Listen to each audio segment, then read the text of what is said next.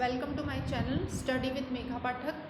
देखिए, मैं इस चैनल पर आपको जो रीट का पूरा कोर्स है स्पेशली फॉर सेकंड लेवल उनके लिए ऑब्जेक्टिव फॉर्म में मैं पूरा कोर्स कंप्लीट करवा रही हूँ। मैं एनसीईआरटी की जो बुक्स हैं यानी कि जो माध्यमिक शिक्षा बोर्ड में जो बुक्स चलती हैं प्लस एनसीईआरटी की बुक्स में जो मैटर है उन दोनों का मैटर से बने हुए क्वेश्चन जो है मैं आपके लिए लेकर के आती हूँ। ये दोनों बुक्स मैं आपको यहाँ पर कंप्लीट करवा रही हूँ। आपको पता है कि स्टेट वाइज तो बहुत ही कम मैटर होता है, वो दिया गया है। वो जैसे राजस्थान का जो पोर्शन है वो अलग से ऐड किए हुए चैप्टर्स हैं, वो भी हम कवर करेंगे इसके अंदर। और उसके अलावा एनसीईआरटी और माध्यमिक शिक्षा बोर्ड की बुक्स में ज़्यादा डिफरेंस नहीं है।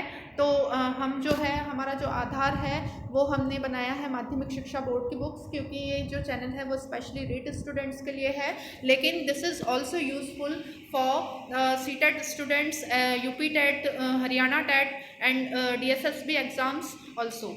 देखिए, क्योंकि इसके अंदर जो मैटर आया है वो सारा का सारा मैटर इन सभी कॉम्पिटिटिव एग्ज़ाम्स में देखने को मिलता है। इन सभी कॉम्पिटिटिव एग्ज़ाम्स में तकरीबन सिमिलर मैटर ही आता है। तो हम जो है इन वीडियोस के अंदर वो सारा मैटर कवर करेंगे।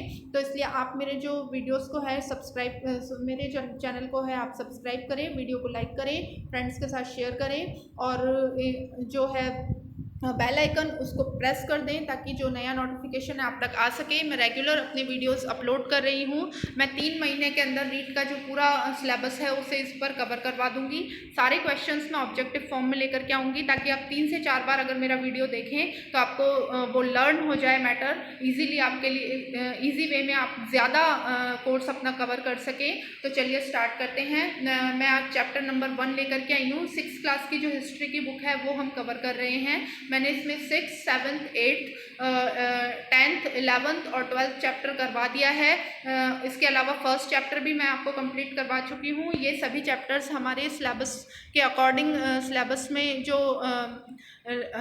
लगते थे हमारे सिलेबस के अकॉर्डिंग वो सब मैंने कवर करवाए हैं। मैं यहाँ वो चैप्टर्स नहीं करवाऊँगी जो कि यूज़फुल नहीं है, तो हम केवल उन्हीं चैप्टर्स पर फोकस कर रहे हैं जिनसे क्वेश्चंस उठने के चांसेस हैं। तो चलिए स्टार्ट करते हैं। क्वेश्चन नंबर 1 है, हड़प्पा कहाँ स्थित है? तो देखिए, जो हड़प्पा है वो पंजाब, भारत, पाकिस्तान, अफगानिस्तान या नेपाल। देखिए, गैस करिए। जो लोग मैटर पढ़ चुके हैं वो लोग अपना इवैल्यूएशन इन वीडियोस के थ्रू कर सकते हैं। तो इसका जो आंसर है वो मैं बता देती हूँ। इसका आंसर है बी, पाकिस्तान। जो हड़प्पा है वो पाकिस्तान के अंतर्गत आता है। क्वेश्चन नंबर 2 है, हड़प्पा स्थल की खोज लगभग कितने वर्ष पूर्व की गई? तो ए 70 वर्ष, बी देखिए 15 वर्ष जो लिख रहा है, हाँ 15 वर्ष, सी 20 वर्ष या डी 80 वर्ष। देखिए, इसका जो आंसर है वो आंसर है डी 80 वर्ष। 6th क्लास की एनसीईआरटी बुक्स में जो है 80 वर्ष दिया हुआ है समय अवधि हड़प्पा की खोज की। तो हम इसी को आंसर मानेंगे, तो आंसर हो जाएगा डी। क्वेश्चन नंबर 3 है, सबसे पुराना शहर कौन सा है, वह कितना पुराना है? ए मोहनजोदड़ो 3500 वर्ष पूर्व, बी हड़प्पा 4700 वर्ष पूर्व, सी धौलावीरा 3000 वर्ष पूर्व या डी राखीगढ़ी 500 वर्ष पूर्व। तो देखिए, सबसे पहले जो है हड़प्पा स्थल की खोज हुई थी, उसके बाद मोहनजोदड़ो की खोज हुई थी। तो जो आंसर हो जाएगा वो हो जाएगा बी हड़प्पा 4700 वर्ष पूर्व। क्वेश्चन नंबर 4 है, अग्निकुंड के प्रमाण हमें कहाँ से मिलते हैं?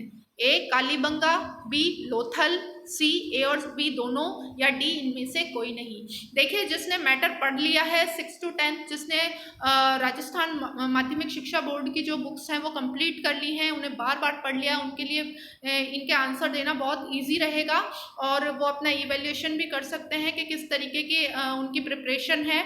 एग्जाम में आपको इन्हीं में से क्वेश्चंस देखने को मिलेंगे। 80% टू 90% जो क्वेश्चंस हैं वो माध्यमिक शिक्षा बोर्ड की बुक्स में से ही आते हैं, इसलिए मैं इन्हीं बुक्स को इस पर लेकर के आई हूँ। तो देखिए, जो अग्निकुंड है उसके प्रमाण कालीबंगा और लोथल दोनों से मिले थे, तो जिसका आंसर हो जाएगा वो हो जाएगा सी, ए और बी दोनों। क्वेश्चन नंबर 5 है, सिंधु घाटी सभ्यता में घर कितने मंजिल के बनाए जाते थे? ए 5 मंजिल, बी 3 मंजिल, सी 10 मंजिल या डी 1 और 2 मंजिल। देखिए जो सिंधु घाटी सभ्यता थी वो नगरीय सभ्यता थी। ये बहुत अच्छे तरीके से आप याद रखिए, क्वेश्चन में आ सकता है कि सिंधु घाटी सभ्यता किस तरह की सभ्यता थी। तो वो एक नगरीय सभ्यता थी, न कि ग्रामीण सभ्यता थी। तो उसमें जो घर थे वो 1 या 2 मंजिल के बनाए जाते थे। तो जो इसका आंसर हो जाएगा वो हो जाएगा डी, 1 या 2 मंजिल। क्वेश्चन नंबर 6 है, मोहरों पर लिखने का काम कौन करता था?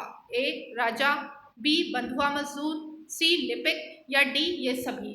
तो देखिए उस वक्त जो थे लिपिक भी हुआ करते थे। बहुत ही विकसित सभ्यता मानी जाती है जो हड़प्पा सभ्यता थी वो, और वो नगरीय सभ्यता थी। वहाँ पर सभी प्रकार के लोग होते थे और उनमें से कुछ लिपिक भी होते थे जो कि मोहरों पर लिखने का कार्य करते थे। तो जो आंसर हो जाएगा वो हो जाएगा सी, लिपिक। क्वेश्चन नंबर 7 है, उपमहाद्वीप के लेखन का प्राचीनतम उदाहरण कौन सा है? ए अशोक के स्तंभ लेख, बी प्रयाग प्रशस्ति, सी रामायण या डी हड़प्पा की एक मोहर। तो देखिए जो अभी तक जो साक्ष्य मिले हैं उनमें जो सर्वाधिक प्राचीन सभ्यता मानी गई है वो हड़प्पा सभ्यता मानी गई है।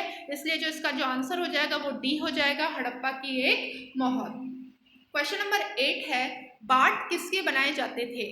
बहुत ही इंपॉर्टेंट क्वेश्चन है, इसको आप अच्छे तरीके से देखें क्योंकि आगे जो एक और क्वेश्चन आने वाला है। तो जब हम बार बार आप इन वीडियोस को बार बार देखें, क्योंकि इन वीडियोस को बार बार देखने से आपके माइंड के अंदर जो है आंसर फिट हो जाएंगे और कोई कंफ्यूजन नहीं रहेगा। और यकीन मानिए ये पढ़ने का सबसे सरल तरीका है। अगर आप बुक्स उठाएंगे तो खुद मैंने इन बुक्स को 8 से 9 बार स्टडी करा है, उसके बाद जाकर के मैं आपके लिए क्वेश्चंस लेकर के आई हूँ। बहुत मेहनत लगी है फ्रेंड्स, ये कोई लाइटली लेने वाले क्वेश्चंस नहीं है। ना मैंने किसी गाइड को उठा करके उसमें से क्वेश्चन उतार दिए हैं, एक एक क्वेश्चन मैंने बनाया है, पूरा एनालाइज किया है चीज़ों को, तब जाकर के क्वेश्चंस बने हैं। तो आपके लिए तो बिल्कुल हलवाई में लेकर के आ गई हूँ। आपको तो कुछ नहीं करना है, सिर्फ इन वीडियोस को बार बार सुनना है और चीज़ें आपको याद हो जाएंगी। और इनके बाहर एक भी क्वेश्चन नहीं जाने वाला जो कि माध्यमिक शिक्षा बोर्ड की बुक से उठेगा, क्योंकि एक एक लाइन पर मैंने क्वेश्चन बनाया है। मैंने कोई लाइन इसमें ड्रॉप नहीं करी है, चाहे वो इम्पॉर्टेंट लगी हो या अनइम्पॉर्टेंट लगी हो, इसलिए मैंने सारे क्वेश्चंस इसके अंदर लिए हैं। तो देखिए जो इसका आंसर है क्वेश्चन नंबर 8 का वो है ए चर्ट पत्थर। क्वेश्चन नंबर 9 है, मनके किसके बनाए जाते थे? मैंने इसीलिए आपसे कहा था कि आप अच्छी तरीके से इसको माइंड में रखिए कि बाट किसके बनाए जाते थे, क्योंकि जब हम मनके और बाट दोनों का जो प्रोटेक्शन है उसको पढ़ेंगे कि वो किसके बनाए जाते थे, तो फिर अगर अच्छी तरीके से हमारे माइंड में नहीं होगा तो क्वेश्चन हो सकता है कि जब अगर हम पेपर में फेस करें तो हम कंफ्यूज हो जाएं। तो इसलिए दोनों का याद रखना है। जो बाट थे वो चर्ट पत्थर के थे और जो मनके थे वो किसके बनाए जाते थे? सी कार्निलियन पत्थर के। तो जो मनके थे वो कार्निलियन पत्थर के बनाए जाते थे और बाट चर्ट पत्थर के थे, यानी कि क्वेश्चन नंबर 8 तो ए आंसर है और क्वेश्चन नंबर 9 सी आंसर है। क्वेश्चन नंबर 10 है, फूलदान शॉल ओढ़े आदमी की मूर्ति कहाँ से प्राप्त हुई है? फर्स्ट ग्रेड का क्वेश्चन है फ्रेंड्स, फर्स्ट ग्रेड में क्वेश्चन आ चुका है और ये क्वेश्चन एसएससी एग्जाम में भी बहुत बार देखा गया है। एसएससी के अंतर्गत भी जो मौर्यकालीन सभ्यता, गुप्त सभ्यता और हड़प्पा सभ्यता के टॉपिक लगते हैं, इसलिए जो वहाँ पर भी ये क्वेश्चन देखा गया है। तो जो फूलदार शॉल ओढ़े हुए आदमी की मूर्ति कहाँ से मिली है? ए हड़प्पा, बी धौलावीरा, सी राखीगढ़ी या डी मोहनजोदाड़ो। तो देखिए इसका जो आंसर है वो है डी मोहनजोदाड़ो। क्वेश्चन नंबर 11 है, हड़प्पा सभ्यता की सबसे आकर्षक वस्तुएं कौन सी हैं? ए मनके, बी बाट, सी फलक या डी उपयुक्त सभी। तो देखिए हड़प्पा सभ्यता के अंदर जो मनके हैं वो भी बिल्कुल बहुत ही अच्छी क्वालिटी के बनाए जाते थे, तो वो भी बहुत आकर्षक चीज़ है। जो बाट थे वो चर्ट पत्थर के बनाए जाते थे, वो भी बहुत आकर्षक है। जो फलक थे वो भी बहुत बढ़िया क्वालिटी के थे, तो वो भी बहुत ही मशहूर रहे हैं। तो इसका मतलब जो है ए बी सी तीनों चीज़ें हैं वो काफ़ी आकर्षक वस्तुएं हैं। तो जो इसका आंसर हो जाएगा वो हो जाएगा डी उपयुक्त सभी।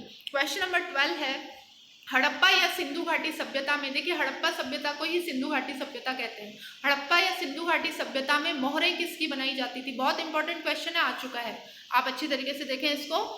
ए चांदी की, बी सोने की, सी तांबे की या डी पत्थर और सेलखड़ी की। तो देखिए जो इसका आंसर वो है डी पत्थर और सेलखड़ी की। जो हड़प्पा काल में जो मोहरें थी वो पत्थर और सेलखड़ी की बनाई जाती थी। क्वेश्चन नंबर 13 है, मोहरों पर किसके चित्र बने होते थे? ए देवी देवता के, बी राजा के, सी जानवर के या डी महल के। तो देखिए मोहरों पर जो है वो जानवरों के चित्र बने होते थे, तो जो इसका आंसर है वो हो जाएगा सी जानवर के।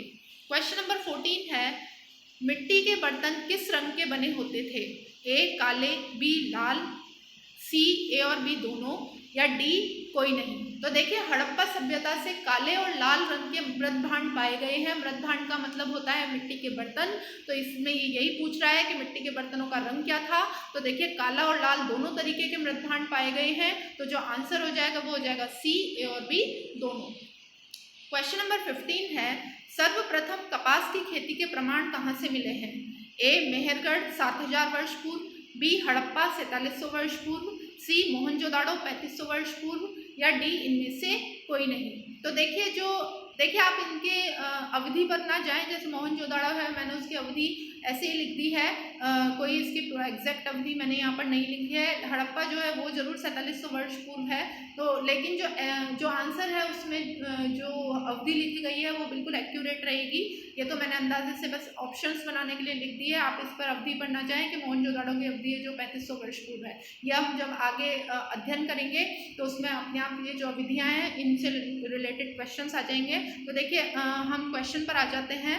तो जो इसका आंसर है वो ए हो जाएगा, मेहरगढ़ 7000 वर्ष पूर्व। तो देखिए सर्वप्रथम कपास की खेती के जो प्रमाण है वो 7000 वर्ष पूर्व मेहरगढ़ से मिले थे। तो देखिए इसका पार्ट नंबर 1 है, ये चैप्टर नंबर 4 है 6th क्लास का। पार्ट नंबर 1 इसका मैंने आपको कंप्लीट करवा दिया है।